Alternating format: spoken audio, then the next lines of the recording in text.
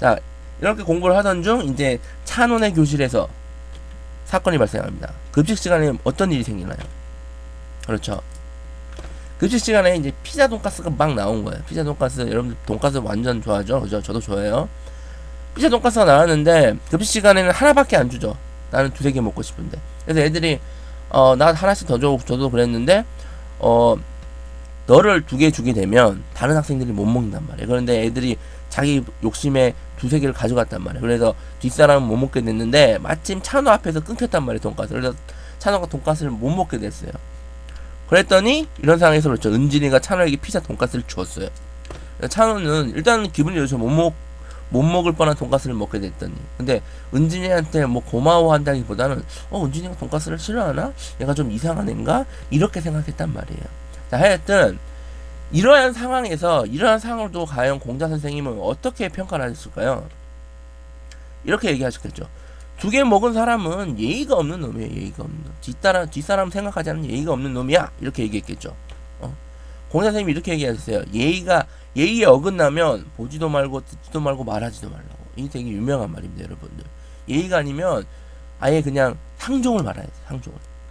자, 그럼 우리가 이제 공자 선생님들 인을 얘기해 준다고 그랬는데 인이 어질인이라고 그랬죠. 그리고 또 공자 선생님이 예의에 대해서 지금 얘기를 하고 있어요. 예의. 그러면 어진 것과 예의는 정확히 무엇일까요?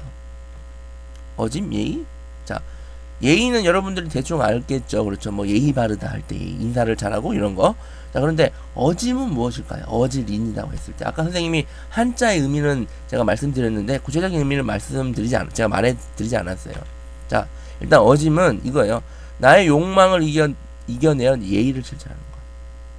아까 그 돈가스를 먹고 싶었던 그 욕망 때문에 뒷사람에게 피해를 줬잖아요. 그러니까 예의가 없는 놈이란 공사 선생님이 비판을 하셨죠. 그러니까 내가 돈가스를 2개 먹고 싶지만 3개 먹고 싶지만 뒷사람을 생각해서 나의 욕망을 이겨내는 것, 이게 바로 어질다는 것이에요. 예의는 남의 입장에 서서 남을 먼저 생각하는 질서의식입니다. 질서. 돈가스를 3개 먹은 아이들이 예의가 있었다면 내가 만약에 못 먹는 학생의 입장에서 서서 생각을 한다면 그렇죠. 하나만 가져갔겠죠.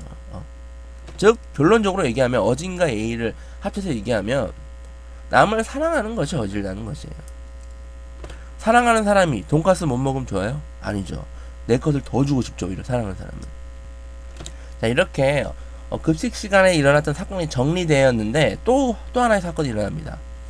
수연이의 신발 주머니가 없어졌어요. 자, 여기 보시면 수연이 신발 주머니 좀 화났죠. 지금 수연이가 신발 주머니가 없어서 화났는데 누구를 탓합니까? 여기 은진이가 있죠. 은진이는 항상 청소하고 아까 찬호에게 돈가스를 주었던 착한 아이예요. 근데 은진이가 신발장 청소를 자주 하니까 수연이가 이제 오해를 하게 된 거죠. 자, 그런데 은진이의 모습은 약간 좀 볼품없고 이런데 수연이는 예쁘고 아이들한테 인기도 많아요. 그래서 학생들이 어떻게 해요? 그렇죠? 수연이 편을 막 들죠. 그런데 찬호는 물론 은진이 편을 들지만, 자, 그런데 이 사건을 통해서 공자 선생님이 얘기하고 싶은 얘기가 뭐냐면 사람은 여러 사람이 하면 따라하는 성향이 있습니다. 여러분들 제가 막 뭘 하고 또 다른 사람이 뭘 하고 그러면 뭐지 그러고 같이 하는 성향이 있어요. 자, 그래서 수연이 편을 아이들이 들기 시작하니까 다른 아이들도 수연이 편을 막 들기 시작한 거죠. 자, 그런데 이거 수연이가 지금 은진이가 훔쳐갔는지 아닌지도 정확히 모르잖아요. 그런데 그것도 정확히 판단하지 않고 수연이 편을 드는 거예요. 자, 사실은 그러면 안 되죠. 이치상으로 따져서 좋은 것과 나쁜 것을 판단해야 돼요. 무조건 수연이 편만 들 게 아니라 정말 은진이가 가져갔는지 아니면 수연이가 딴 데 두진 않았는지 이렇게 이치상으로 파악해서 따져봐야 되는데 그냥 수연이 편, 애들이 수연이 편 드니까 수연이 편을 따라했죠. 자, 근데 이런 상황을 보고 그 짱구박사 선생님이 이제 은진이에 대해서 얘기를 하죠. 은진이는 항상 청소를 하고 또 가정 형편도 그렇게 좋지 않은데 모범이 되는 아이다. 이게 은진이의 모습이라고 선생님이 얘기를 합니다. 자, 그리고 덧붙여서 말을 잘하고 얼굴빛이 막 좋고 막 겉으로 예쁘고 잘생긴 이런 친구들, 말만 잘하고, 자, 공사 선생님 이렇게 얘기해요. 말을 교묘하게 하고 얼굴빛을 꾸미는 사람 가운데 어진 사람은 없다, 이렇게 얘기를 합니다. 은진이가 겉으로는 그렇게 좋아 보이진 않아도 정말 어진 사람이죠, 선생님 말씀에 의하면.